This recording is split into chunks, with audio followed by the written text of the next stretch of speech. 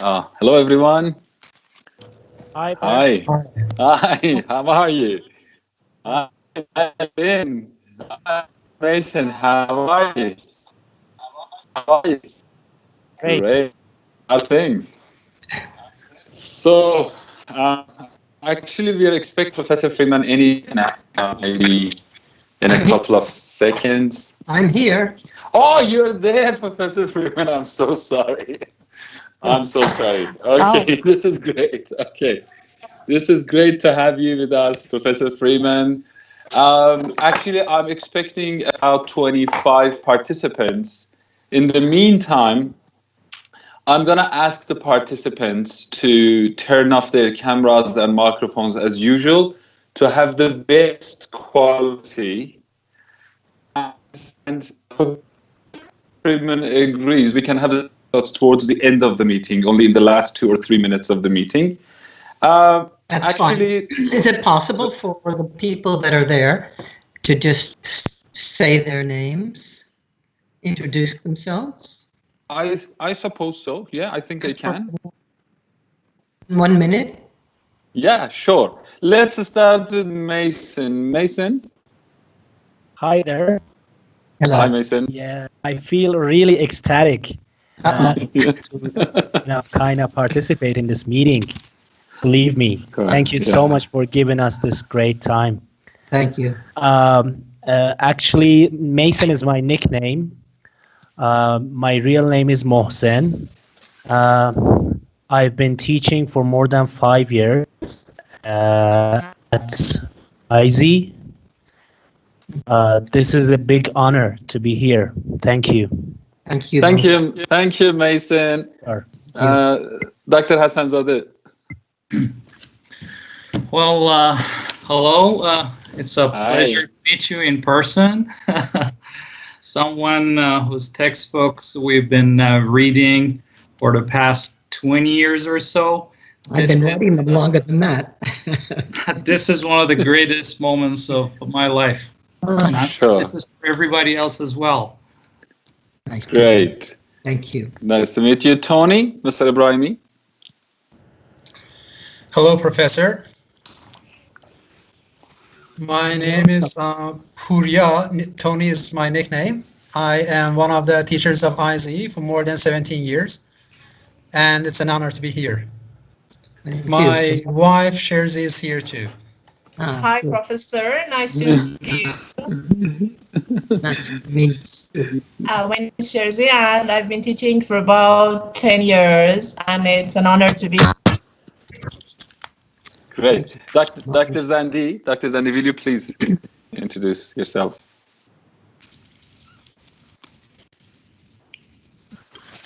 Hello. Hi. My name is Ahmed Zandi. I've got a PhD in language teaching, and it's an honor to be here. And I'm really happy to meet Dr. Larsen Freeman. My honor. Great. Yeah. Fafa, are you there?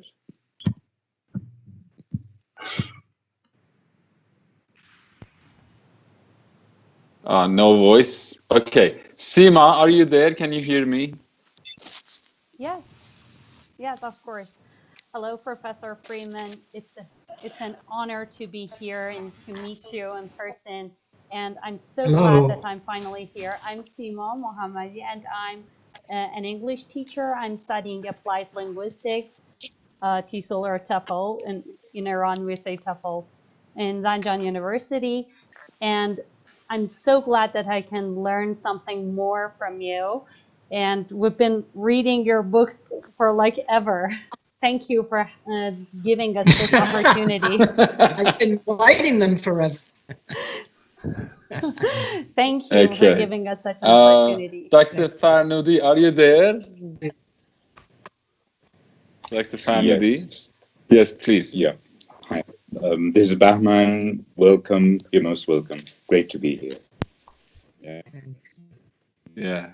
Thank you, Dr. Farnudi. Professor Freeman, do you want to go through this procedure up to the last person, or? Maybe we should get started. What do you think? Yeah, I think we can get started. And After your presentation, if participants have questions, they can turn on their cameras and microphones and they can introduce themselves. And Professor Freeman, this is an unforgettable moment in the history of ISE Education Center because you are presenting our learner agency on Iranian Teachers' Day. This is the Teachers' Day in Iran, and happy Teachers' Day to everyone involved in this meeting today. So without further wasting Professor Freeman's time, I'd like to ask Professor Freeman to start. So guys, please help me welcome Professor Freeman to today's meeting. Professor Freeman, thank you so much. Thank you. I wanted to hear at least some of you introduce yourselves. That was very nice. Thank you, kind words. And greetings, ISE Education Center language teachers in Zanjan, Iran. What a thrill for me to be with you. I actually wanted to visit Iran many times, but the political circumstances and now the pandemic have made that difficult, of course, impossible, really. Nonetheless, it's nice to meet you this way. I have another meeting in a few hours, a luncheon meeting via Skype or Zoom. Later, I'm going to be offering some remarks on the retirement of a beloved colleague by Zoom. And so life as yours, perhaps, has been transformed. Although I consider myself very fortunate, my husband, my family, and I are well despite many, many, many people suffering in this country, as I know they are in yours as well. And that's one of the reasons I agreed to accept this invitation that Emir has kindly proffered. Because it seems to me the suffering and Happy Teachers' Day, the celebrations, Happy Teachers' Day, Happy May 1st, Happy May Day, the celebrations and the suffering bring us together in a way that perhaps before was not possible. We say in this country, we're all in this together. I want to hope that togetherness, that feeling of solidarity, of unity, will prevail afterwards. I'm not so sure, but I'm a teacher, so I'm an optimist, and I hope that will happen. I welcome you into my home. This is my now home, and we are at stay-at-home orders. We're not allowed to leave our homes, except for essential services, to go food shopping or to the pharmacy. That's about it. So this is my home. I thought you might like to see it. There's the wood-burning stove. Can you see that? Yeah. Warm in the winter. And over here are some pictures of my family on the wall. And I would actually like to spend my time with you introducing my family, my grandchildren to you, but that's not what I'm here to do. But I showed you this in part to reinforce the theme of being in this together, because we are. And I think language teachers especially have a role to play in reinforcing that theme. Our governments are sometimes at odds, but a people-to-people connection is real and one that we need to promote and to nourish. But that's not what I came to talk to you about today. So don't let me get too political and that's all right. The floor is yours, Professor. I'm not running for office. I'm not running for any political. Yeah. So let me move on then and say, yes, I want to talk about agency, learner agency. Agency is defined as the capacity to act. And I'll come back to talking more about that and specifically how it affects learners in a few minutes. But first, I wanted to tell you a little bit about myself and how I came to this theme. So, some of you have said you've been reading my books for many years, and I said, well, I've been writing them for many years. In fact, I've been teaching for over 50 years.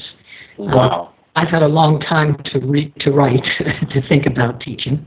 I started teaching English, TEFL, as a Peace Corps volunteer in Malaysia, in Sabah, Borneo, in 1967. And I'm going to I'm just going to fast forward. I can't. Nushin, you shouldn't be recording this call. Please don't record the call. Nushin, thank you. I asked for that not to happen. I wanted to have it with you. Yeah. Okay. Sure. Thank you. That's all right. Thank you. So I started out 50 years ago, a little over 50 years ago, teaching English. I was using the audiolingual method, and I felt like my students were learning, but I had so many questions, and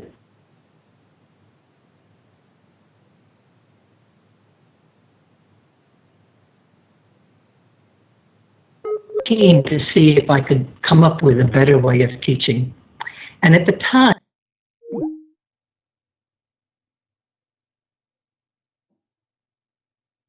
the idea was, to make a very long story short, the idea when it came to us, to language teachers, was the possibility that there was what Pitt Corder called a built-in syllabus in our heads. And I thought, wow, that's wonderful. If I can learn what the built-in syllabus in my learners and my students' heads is, I would be able to teach in a way that was more in line with, more harmonious with their natural learning. And so that's what got me interested in the field of second language acquisition, I now call second language development. And I, sadly to say, we never did uncover any universal syllabus. But I realized that to become an effective teacher, I would have to know more about learning than I did. And that really set me on my way. You know, agency is not inherent in a learner. It's a relationship that we have with our students. We cultivate or promote their agency by our actions, by our deeds. And again, I'll return to that theme a little bit later.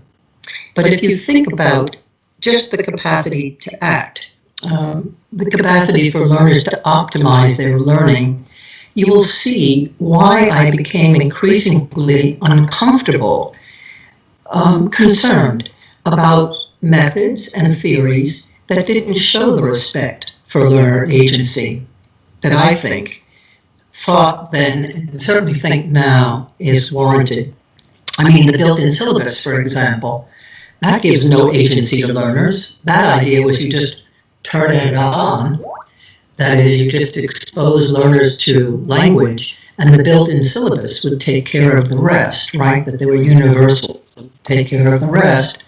Audiolingual method, or before that, knowledge transmission, grammar translation. The teacher was the knower, the provider of all the information. Audiolingual method, the teacher was the drill conductor, clearly in charge.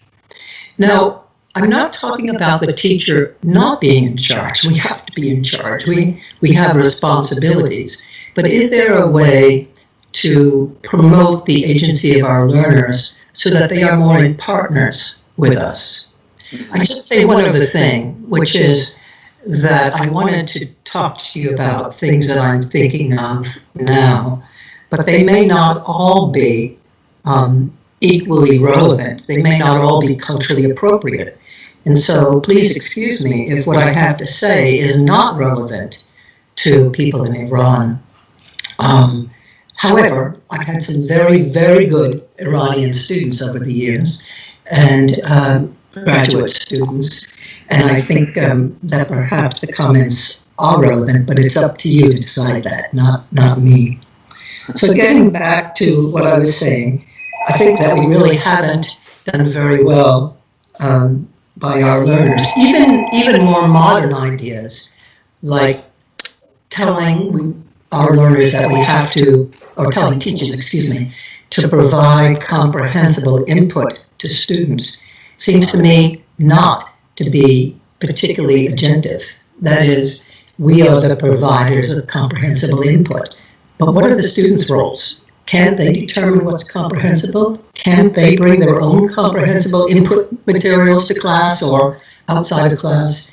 So even more modern ideas like comprehensible input seems to me, again, not to appreciate the full agency of our learners and to make them allies in the process. Mm-hmm. And you know, it's not only the language teaching methods and theories. Even the people who are more socially oriented, language socialization theory, for example, Duff and Darby make the point that often those theories assume that learners are socialized into, what would we call it, into communities of practice. They're socialized. And again, notice the passive. Learners are socialized, right? Again, by using the passive voice, we deny agency to learners. Something is done to them rather than they're doing it.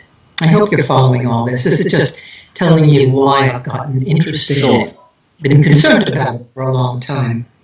Now, there is a group of researchers that looks at learner differences, and they call it individual learner differences. And it's well motivated. All of these are well intentioned.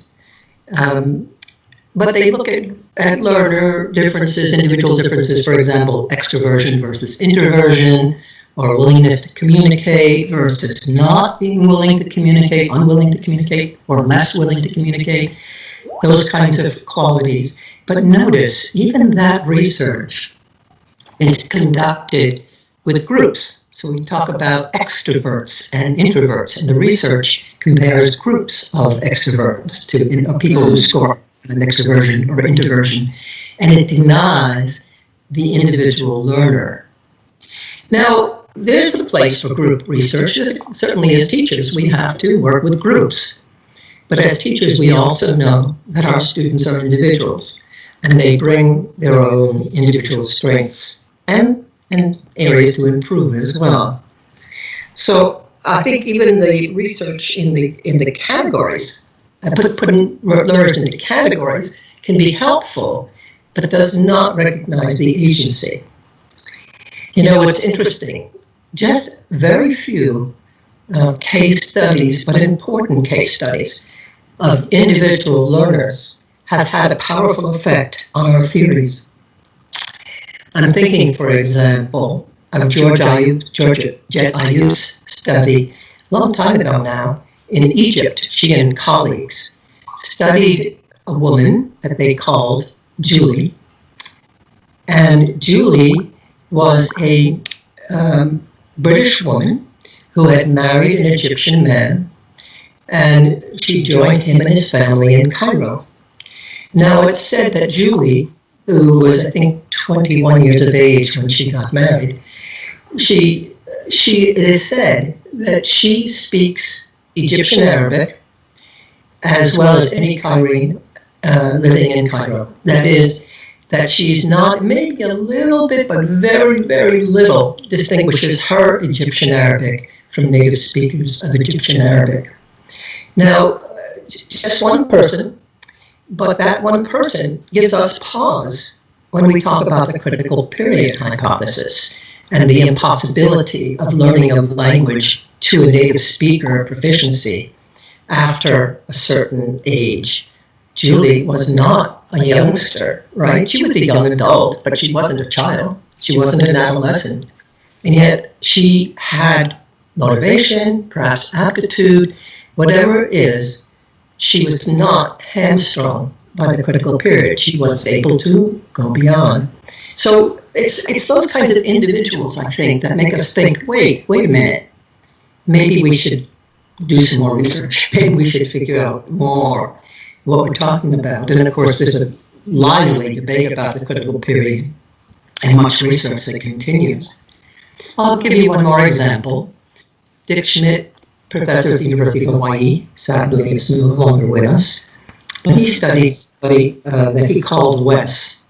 And Wes was a Hawaiian American. He was an art dealer.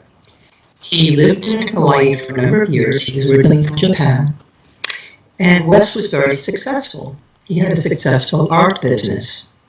However, after years of interacting with native English speakers, after years of receiving comprehensible input, Wes still spoke a highly reduced form of English, let's put it that way. And that's interesting, right? Because he was an outgoing person. He had a successful business. He had a lot of social contacts. He had a lot of social interaction and comprehensible input. And yet he didn't progress, really, not to the extent that you would expect if the theories are correct. And what did he say? He said, well, I think they should accommodate me, which is interesting. But it allows us to see the power of the individual and that our theories, if we believe that language learning has to account for individuals' learning, then we have to find a way to modify our theories or at least qualify them. And that's the power of agency, the power of the individual. Now, let me just say two more things and then I'll talk a little bit about what we can do. The two things I wanted to mention was even perhaps very up-to-date methods like TBLT, task-based language teaching, which you may engage in or have heard of certainly. Even that, the research that's done on task-based language teaching usually involves testing different circumstances or different characteristics of tasks. For example, should we give learners longer wait time before they conduct the task? Or should we give them the directions in their native language? Or should we use simpler language to conduct the tasks, to give them the task to perform?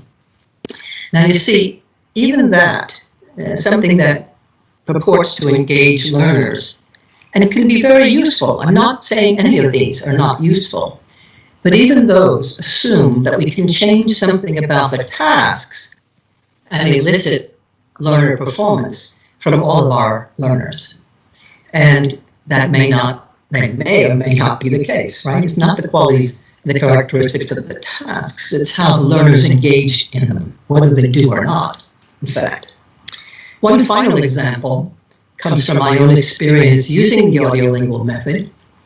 I was talking about it to an audience, and afterwards a woman came up and said, you know what, I discovered that I liked the drills.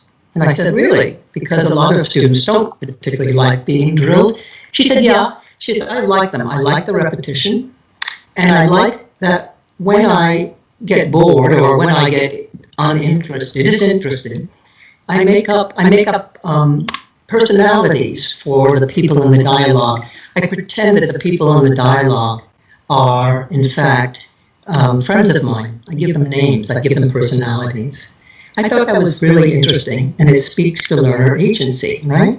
She took responsibility for re-engaging her learning when the drills were not working for her.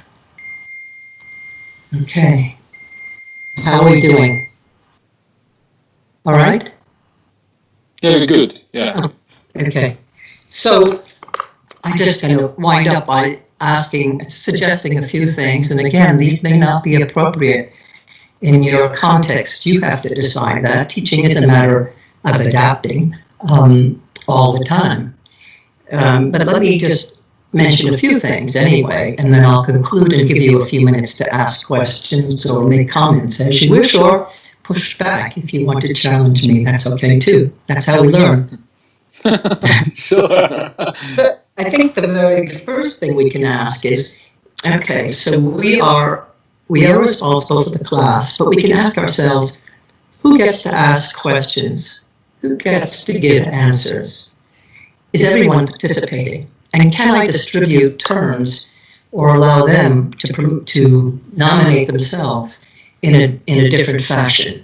Obviously not calling on the same students all the time. That's just a very simple thing. Is there a way to engage in reciprocal teaching where I have them teach one another something, where I'm not the sole authority, but the students teach one another? And I know that in large classrooms that might be difficult to manage.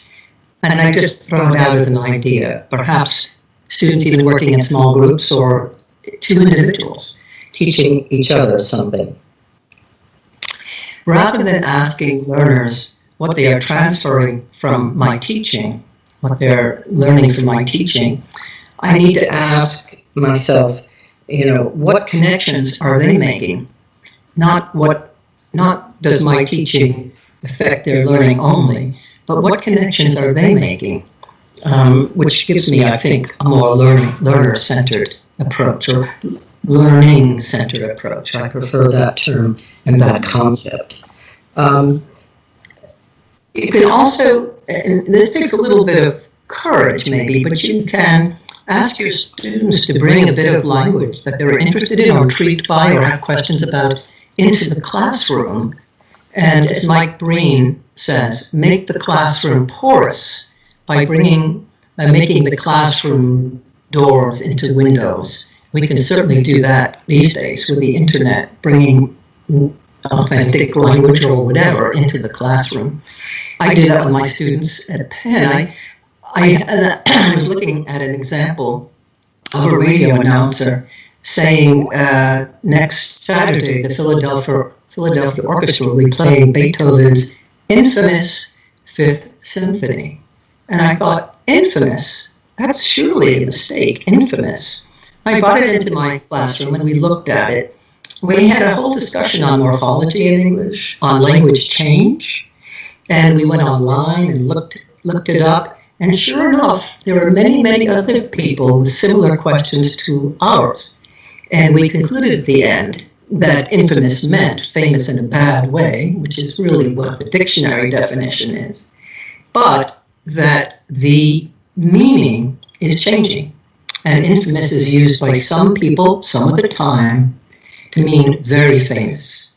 Because in, as a prefix, can mean very, as in invaluable. Invaluable. Well, invaluable is interesting because what's the difference between invaluable and valuable? Nothing, really, right? That's perhaps why people say infamous and famous as equivalent, or the in of incredible means very, very credible, right? Anyway, we can talk about language. I love to talk about language, but it's an example of how I can explore language with my students and help them to learn how to learn, perhaps, or at least to become interested in figuring out things. These days, of course, with the internet, it's much easier to have students work on language that's meaningful to them. And I can, when I can, giving them a choice. It might be simple as a choice of what to write about, or a choice of 2 or 3 topics. They talk about choice and voice, helping our students to feel included because their choices are and their voice is permitted. There's much more I could say about it. I've been thinking about it and writing about it. But those are some examples. I'd be happy to answer questions in a few minutes. Let me conclude my formal presentation, if you call this a formal presentation, by saying it seems to me it's more important now than ever, our work as language teachers, as language professionals, for the reasons I've given, that we have to find a place of unity. We have to find a place to overcome our divides. And particularly during the time of pandemics, we are all vulnerable. And I know Iran has suffered as much as we have. And I'm sorry for that. I truly am. It's a tragic time that we're living in. But it's also more important now than ever before to recognize our interconnectedness and to help bridge that divide. And I would say that promoting learner agency is maybe more important now than ever at another level, which is that the problems we face as humans, climate change, for instance, are things that are going to take agency. It's going to take people doing things, acting in a way that serves us all, as opposed to selfish interests. So I feel pretty strongly. And by the way, I've written about agency, but I'm not the only one who's talking about it. And I think that's a sign, too, that people are recognizing that individuals in small ways. I don't mean leading revolutions. I don't mean leading campaigns, but in small ways that we can make a difference. I'll stop there and see if you have any questions. Thank you so much.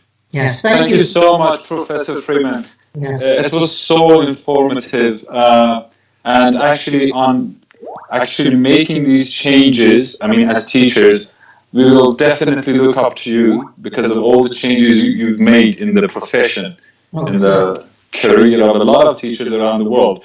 Okay, my friends, I know that Dr. Hassanzadeh and Seema have questions, and others might also have questions. Dr. Hassanzadeh, can we start with you? Muhammad, are you there?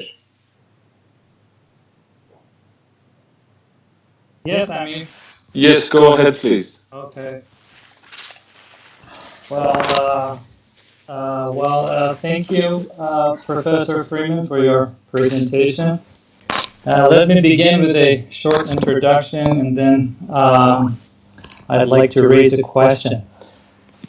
Well, as someone whose life has been closely connected to learning and teaching in the past 2 or 3 decades, I have a profession to make to the Iranian ELT community. Dianne Larsen Freeman is a household name. And household names now. Well, it's because you have a lot of seminal textbooks and articles. However, this textbook of yours, which dates back to several years ago, this has been especially inspirational for Iranian language teachers and teaching practitioners. So one other point that I want to add here concerns the theoretical framework that you have presented regarding the chaos complexity theory. And in my perception, this delivers a kind of missing link to L2 acquisition and a current theoretical frameworks, at least from a more philosophical lens, because it is trying to account for this multidimensional, multifaceted phenomena. And what's more, I really can't cease to be impressed by your writing ability and also by your lexical sophistication in your books, and especially in your recent article in the Modern Language Journal. So the question I have to ask is, does chaos and complexity theory refute any other theoretical frameworks accounting for second language acquisition? Yeah, well, thank you for your comments. You know, I'm writing in my native language. It's a lot easier. I think that you are doing a wonderful job, because I've told you I've had excellent Iranian students. So let me return the compliment. And thank you for bringing up chaos complexity theory, which is my passion these days. And just a little footnote, the reason I'm thinking more about agency is because one of the criticisms, it's a criticism of complexity theory, is that it came from the physical sciences. And I, to be honest, I've always been interested in them. And so it's not so surprising that I would find an alignment with complexity theory. And by the way, it makes so much, I'm a teacher, I said that. It makes so much sense to me as a teacher for the reason you just mentioned, the multidimensionality of it all. You know, no one explanation, no one way. And so when I found complexity theory, I was just fascinated with it. And I'll come back. I'll answer your question, but let me just say one more thing. It was criticized because it came from the physical sciences, and so I got interested in learner agency, or human agency, to demonstrate that there, not only because of this, I told you I've been concerned about leaving the individual agency out for a long time, but also because I wanted to show there was a place for learner agency, human beings, in complexity theory. And so that's just another little tag, a little conjunction for you, why I'm interested in agency. And that paper in the Modern Language Journal was my attempt to show that there was a connection. Now, asking what does it do or what does it not do for other theories is an interesting question.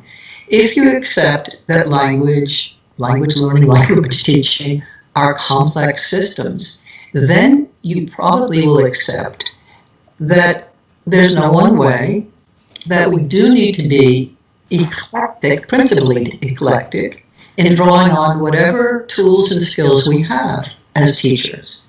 However, we have to be eclectic, principally eclectic at the macro level or at the general level. At the time we are teaching and dealing with that particular learner, we have to be able to draw from our repertoire in order to meet that particular learner's needs. And frankly, after hearing my student Elsa, the one I told you said she took the audiolingual drills and made them her own personal learning experience, I don't know if I want to remove anything from my teaching repertoire. Now, one final word, though. You're talking about at a theoretical level. At a theoretical level, I think there's less room for a universal grammar position, because complexity theory says the act, James Blake says, the act of playing the game has a way of changing the rules. In other words, it's through our language, the experience of us using language, that language changes. It's through the experience of using language that language gets learned. And so it's therefore a bottom-up approach. It's not that the patterns that universal grammarians point to are wrong. There are some interesting observations. But what is, I think, at least challengeable, if that's a word, is the idea of a top-down or rule-governed system that imposes rules on language. I'm much more interested in an evolutionarily or naturally way of thinking of it, as language as being much more organic and grown from the bottom up. That doesn't mean you don't give rules in the classroom. I'm not saying that. I'm just saying rules can be descriptive, but they're not necessarily generative. Does that help, or is that too much? Well, thank you. So before attending this session, I have been reading this book in order to demystify the concept, because some of them are really way over our head. Yes. But anyways, I would like to take this opportunity to thank you again, and we are all indebted to you, greatly indebted to you, and thank you for being a leading light to us all. Thank you. Mohammed. Thank you, Mohammed. You just have to stick with the principle, stick with it a little bit. It really, once you learn about complexity theory, you learn to see the world differently, not just, and I think that's, really important.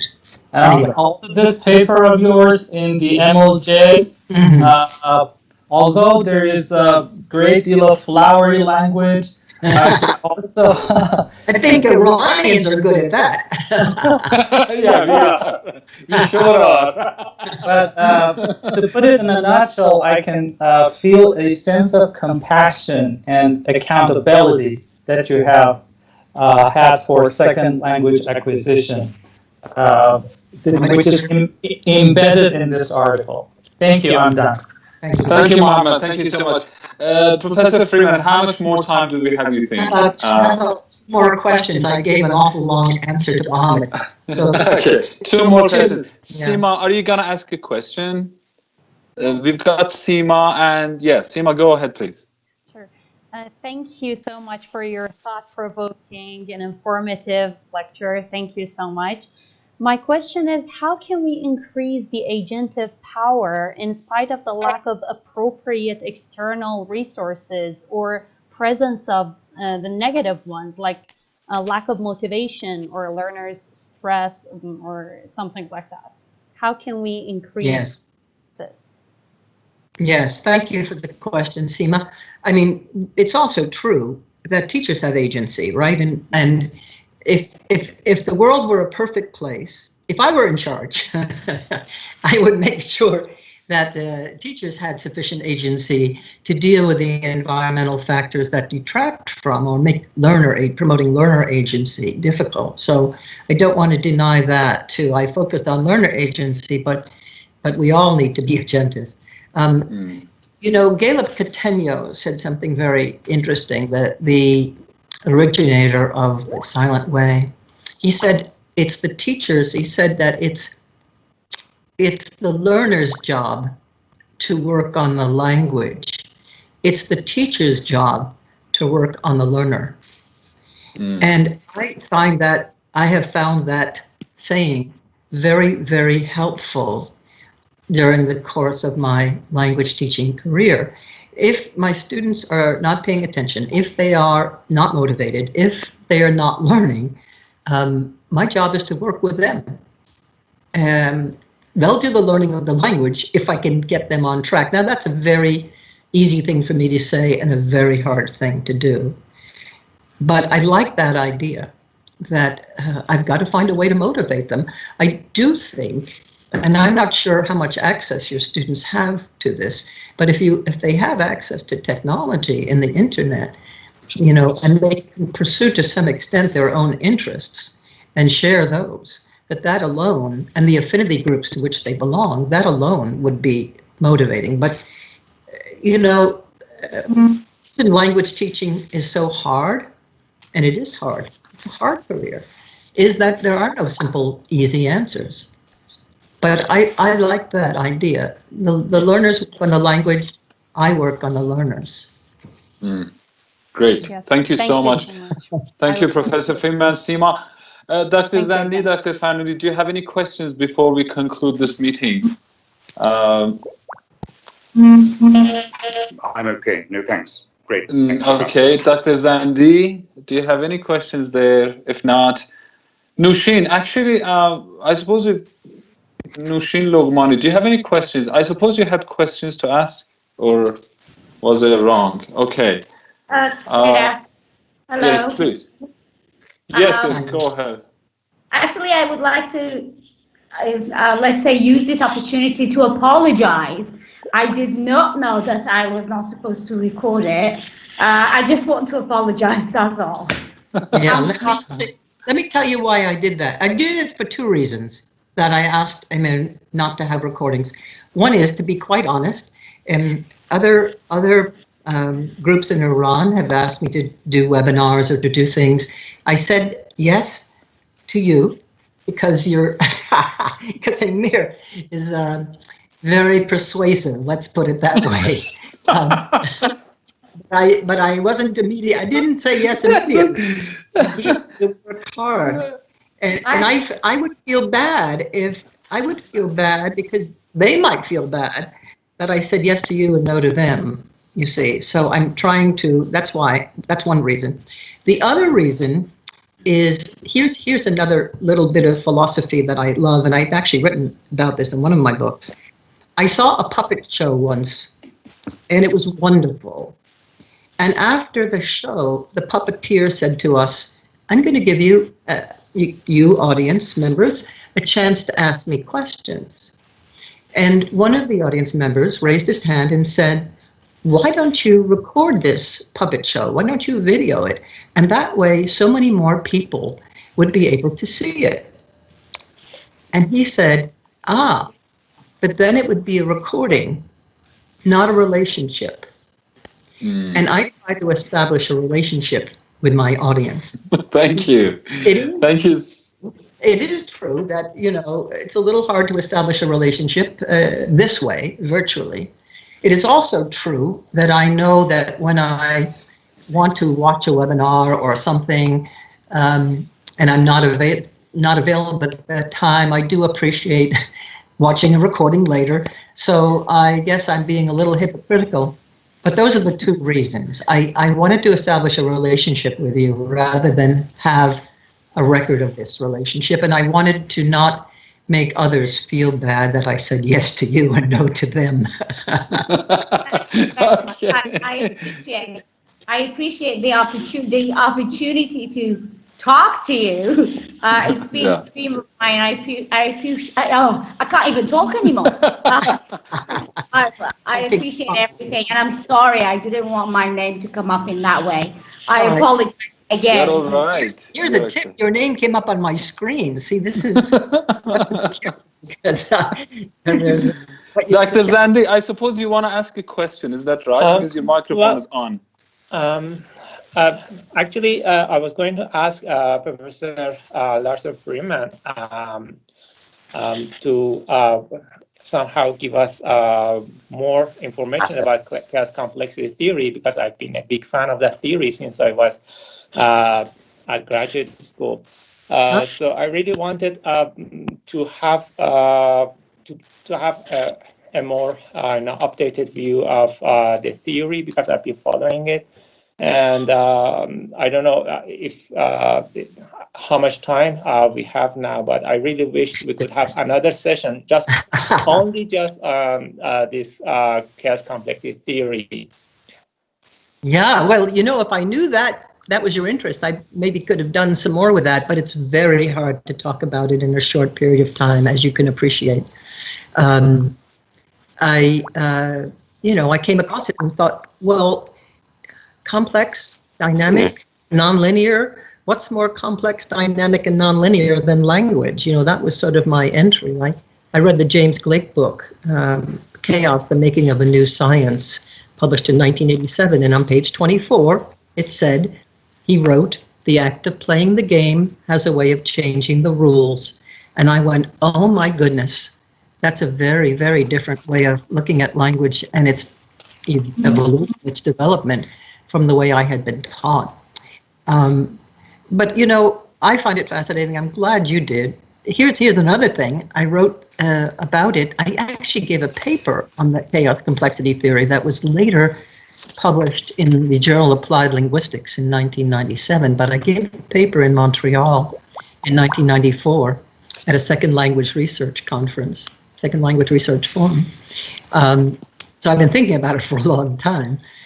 And I thought these ideas are so exciting. Everybody's just going to become really, really on board, not in support of me, but just fascinated with the ideas as I was. And you know what? There was not an immediate outpouring. There was some interest among some people, and I'm grateful for those people keeping me company. There was some pushback from some of the universal grammar people, but there was not an immediate embrace of the ideas. And I got busy with other things, and I continued to read and think about it, but I didn't necessarily do a whole lot more until 2002, when I was invited to go to University of California at Berkeley and participate in a workshop organized by Claire Kromsch. And that was published later.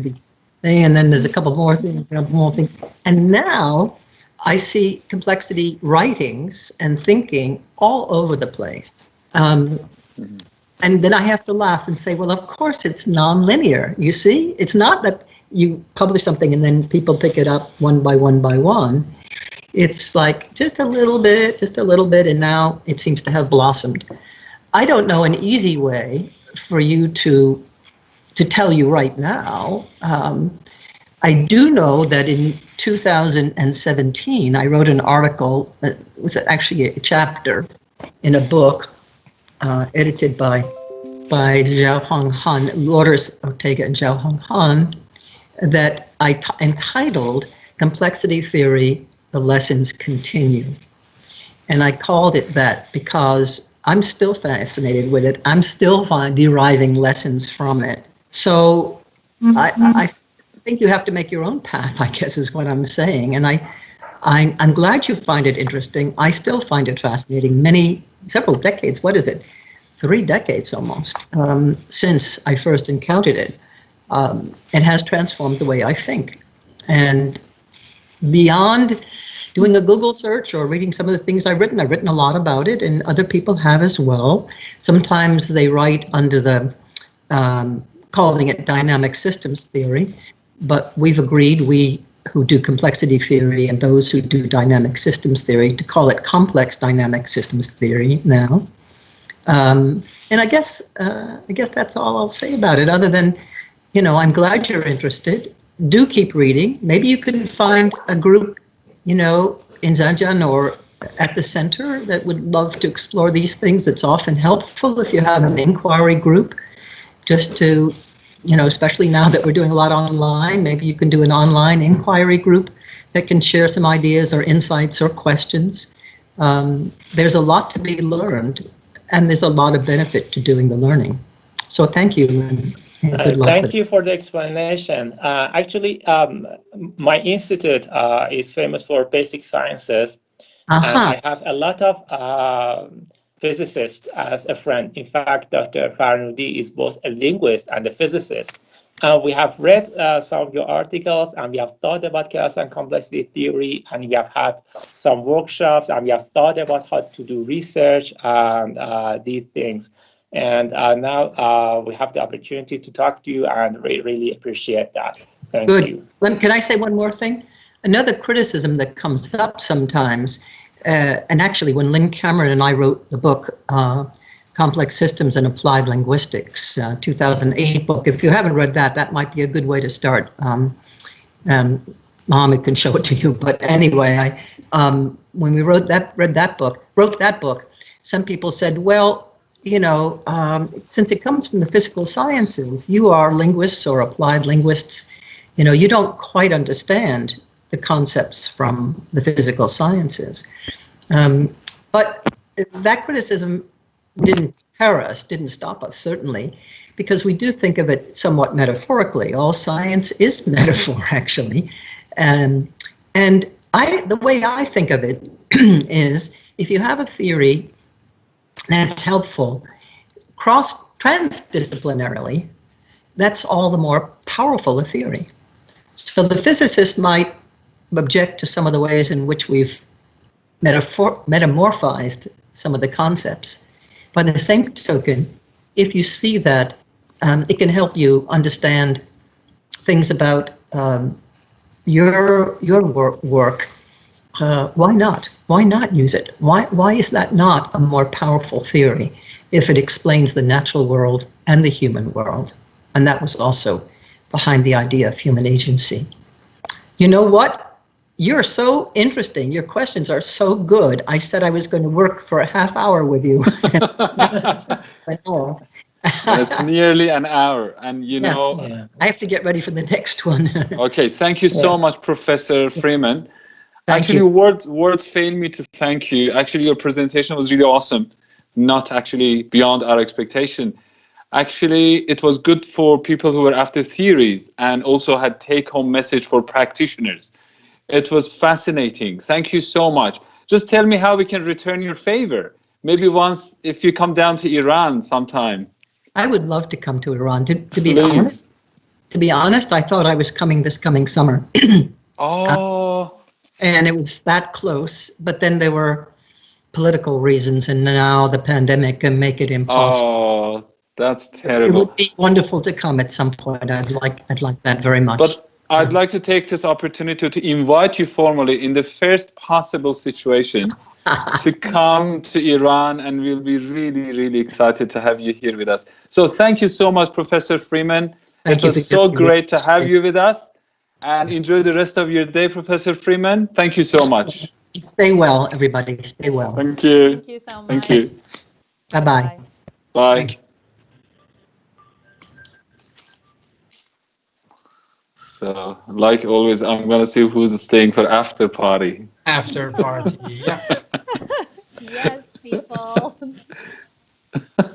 Everybody, thanks. Okay. Thank you, everyone. Thank you, and enjoy the rest of your days. Thank you for creating such an opportunity. It's a pleasure. It's a pleasure. Can I ask a question? Who are you asking this question of? You. Yeah, first decide. Yeah, Nushin, please go ahead. First of all, again, I would like to thank you for giving It's a me this pleasure. opportunity. I was a little It's a bit late, pleasure. and I just thought maybe I'd record the part to like, take off the scarf and stuff, and that happened. I apologize again. No, it's all right. No, but because later on I realized that it was in the chat box, not to Yeah. record and not seeing it, Yeah. and again the blame is on me. That's why I apologize for not seeing it. However, the question is, are these kind of, let's say, so-called mini webinars regular, or was this Weekly. These are weekly webinars. Actually, we've had the opportunity of having Professor Chomsky, Professor Krashen, Beniko Mason, and Paul Fromer. Soon we are going to have Professor Krashen this coming Tuesday, Iran time in the morning, actually hosting by IASBS. And then next Friday, we are going to have Dr. Jeff McKillen from Southern California University talking about vocabulary acquisition. It's going to be weekly. And then 2 weeks from now, we are going to have drama pedagogy. So we're going to talk about drama, using drama in education. It's a weekly kind of program, yes. because I mean, if you know in advance, then you can come more prepared. Definitely, definitely. This session, I had no idea. I think you were especially unlucky on this occasion because we are usually allowed to record all the meetings except this one. Well, to be honest with you, I've recorded a lot of things during my career, and to be honest with you, I've never gone back to them. What I've done during the session. Yeah, that's the thing. So I that's know the thing. It is. I know the recordings go nowhere. But by the way, Nushin, are you from Iran? I mean, are you in Iran? Are you? Yes, I am in Tehran. You are based in Tehran. Great. So you are the Nushin Nogmani, right? I don't know. Yeah. And a friend of yours, or I don't know, a classmate of yours who's Nushan Ashtari. Do you know her? Nushan, she used to be my. Yeah, I do. We used to work together. She's also a regular member. I mean, actually, she was supposed to join this meeting, but I think she couldn't because it's so early for them in the United States. Yeah, I think she left for the US about like 8 years ago, I think. Yeah, she's there. Okay, let me see if there are any other people with any questions, comments. Ms. Khatibi, is that you there I can see, or? Yes. Okay, okay. Yeah, sure. Okay, yeah. Hello, Nushin. Hello. I mean, I don't even see you. How really? Can you? I can only see me here. I'm not very familiar with this system, honestly. It's just because of your phone, I suppose. The phone. Oh, now I can see you. Oh. Sima, is it? Yeah. That's me. Yeah. Mm-hmm. And that's me, Zarvin. Nushin, do you remember me? Not really, and in Jahad. But I don't. In Zanjan? Yeah. Yes, in Jahad. You must look very different. Yes. Thank you. Thank you for remembering me. I work with Mahtab. Did you remember? Did I see you in the office? We went to have lunch, and together we were together in my car, actually. Oh, now I remember you. In your car, you were driving. I remember. Thank you for giving me the lift. Good. Nice to meet you. And good. You too. Okay. All right. It seems that we are almost approaching the end of our meeting today. Thank you, everyone. Thank you, Dr. Farnoudi. I just forgot to acknowledge your presence, and I just thought that you wanted to ask questions, knowing that you didn't. Chaos. It's okay. We were watching Larsen Freeman. Yeah, when you are excited, then things can happen. Yeah, but I think Dr. Zandi was right. For the learner agency and chaos complexity theory, 40 minutes is nothing enough. I mean, this is nothing near even 1/10 of what you should spend to talk about chaos complexity theory and learner agency. The article, Mohammed, you showed on camera, which was about, it's about dynamic complex systems theory, or chaos complexity theory, the one for 2019. It took me some hours to read the article. I still think that I need to read it probably twice or even a third time, you know, in terms of the depth of analysis and also interdisciplinary ideas from different areas. It was something really. Absolutely, and that's why I think that Stephen Krashen and Dianne Larsen Freeman would not see eye to eye. No way, no way. Yeah. It's like, I suppose even in some, I couldn't find some vocabulary in the dictionary. Exactly. Even in some parts of Professor Freeman's presentation, I was thinking she's even against Chomskyan universal grammar, you know?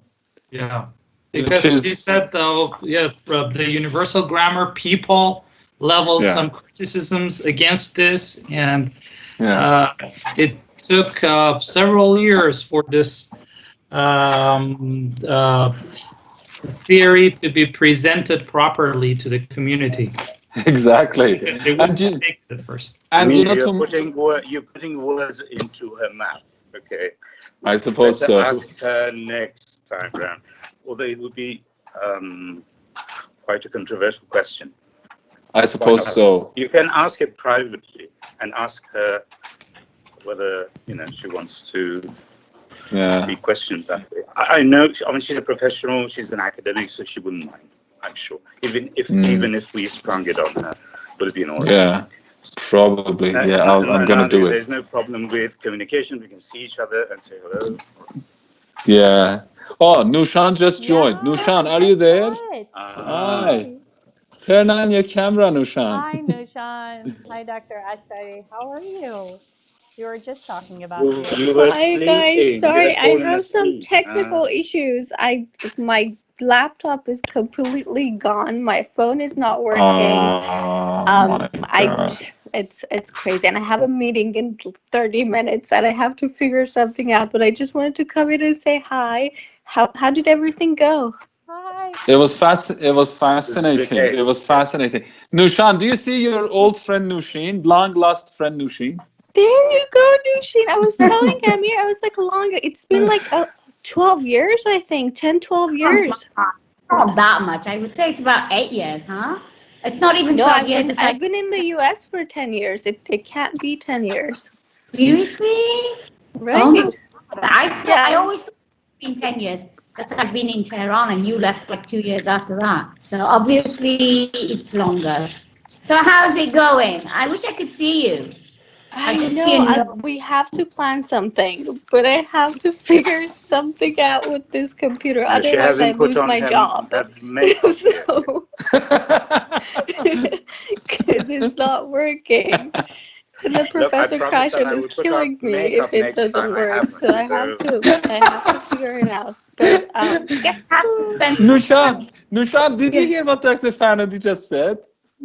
No, I just Dr. Fanadi. Good.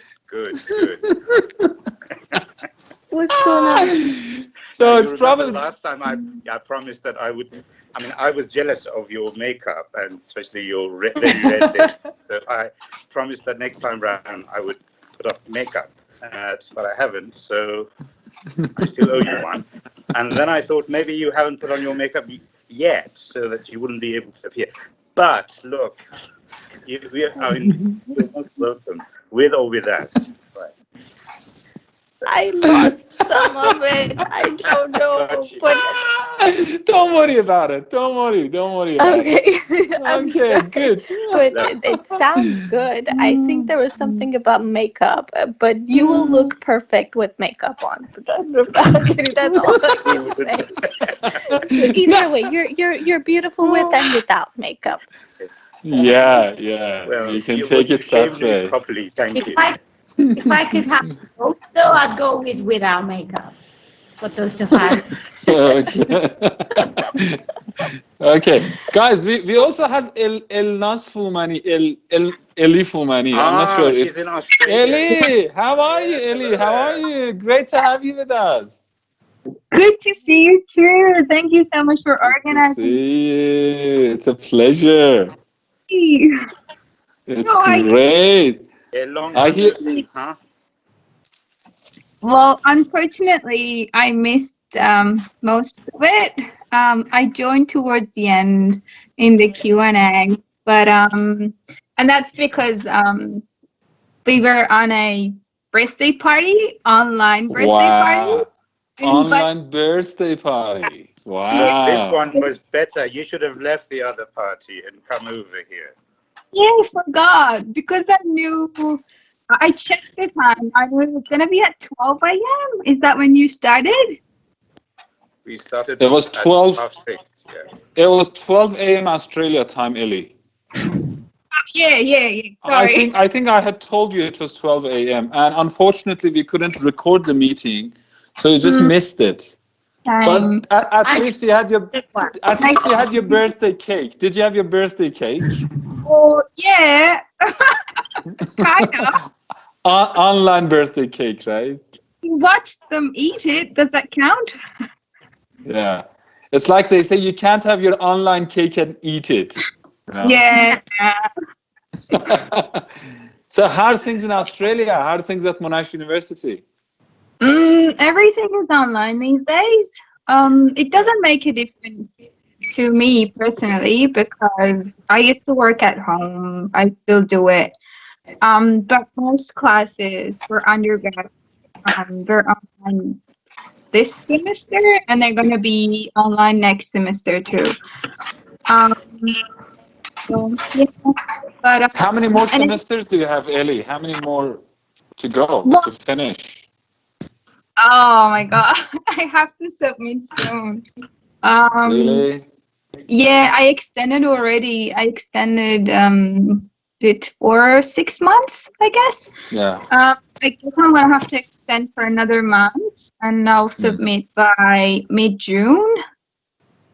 And what's your dissertation on? Anything related to our meetings? I mean, what is the focus of your dissertation?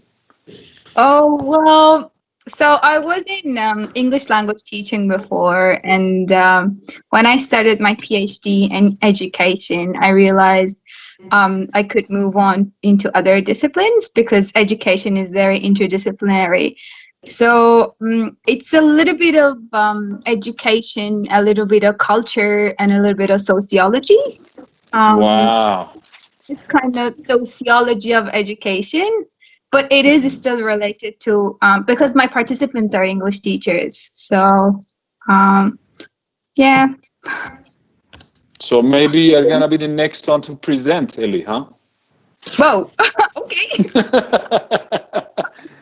Okay, all right. It was really wonderful to have you guys, and I suppose it's almost near iftar, and if you practice Ramadan, it's time for you to break your iftar, except Eli, except Nushan.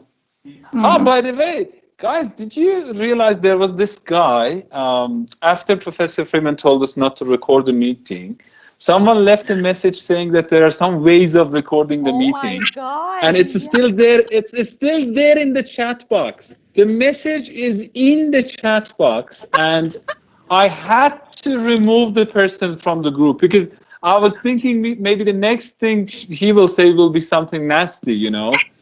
Because right in front of Professor Freeman's eyes, he was giving us advice on how to record without the presenter knowing. And then starting like this, hey folks, how does anyone start a conversation in a formal meeting like that? I mean, hey folks. Oh my God. Exactly. And there was this guy with the flag of America behind him, you know. Yeah, who was that? Yeah, it was a great one. Okay, thank you, everyone. If no words, we can just call it a day for now. And see you next time round. Yes, Ellie, you wanted to say something? When's the next meeting? The next meeting will be Tuesday, May 5th, if I'm right. Almost 3 p.m. Australia time. Okay. Professor Krashen talking about writing. Mm-hmm. And it's going to be hosted by IASBS, Institute for Advanced Studies in Basic Sciences, and Dr. Farnoudi is there to tell us more about it. Dr. Farnoudi, are you on treadmill? I'm on treadmill, thank God, yes. And that's the beauty of it. That's the beauty of it. Yeah, you can do this kind of thing, and then you can throw away your shirt and afterwards, and you don't, because even if you have to go to another meeting. So nothing to say about Professor Krashen's writing thing. You know as much about it as I do, so why don't you go ahead and brief us? Yeah. I think as far as I know, it's about writing having nothing to do with the students actually improvement in their performance, or because Krashen's premise.